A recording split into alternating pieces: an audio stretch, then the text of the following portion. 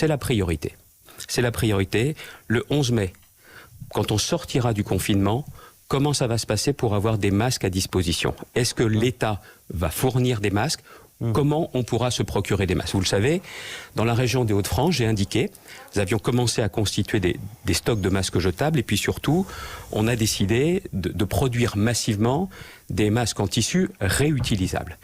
Je ne suis pas le seul président de région à le faire, Laurent Wauquiez l'a fait, on voit qu'Hervé Morin va le faire, il y a des communes, Hidalgo en parlait aussi sur l'antenne de CNews tout à l'heure, je ne suis pas le seul à le faire, mais ce que je voudrais vous expliquer, c'est pourquoi on a décidé de le faire. Le besoin de protection de nos concitoyens. Tant que l'Organisation mondiale de la santé ne nous aura pas dit que Covid-19 est derrière nous, les gens voudront certainement porter un masque, que ce soit obligatoire ou pas, le gouvernement doit nous le dire, mais ils voudront porter un masque. L'OMS demande on s'est longtemps moqué un peu des touristes asiatiques qui venaient en France avec un masque, mais le masque va devenir un incontournable dans chaque foyer, va devenir un incontournable dans votre boîte à gants. Et il faut comprendre que ce besoin de protection, c'est pas quelque chose de mineur, c'est quelque chose d'essentiel. C'est-à-dire qu'en fait, pour vous, le masque fait partie aussi de ces nouveaux comportements et de ce nouveau modèle de société pour l'après, c'est-à-dire qu'il marque justement l'attention vers l'autre? C'est indispensable. Le masque, on a pensé au début que c'était pour se protéger soi-même, mais le masque a avant tout une portée, pardonnez-moi, je ne veux pas faire l'ancien ministre de la Santé, mais altruiste, pour protéger les autres. Mais c'est-à-dire qu'on va aussi rentrer dans une autre démarche.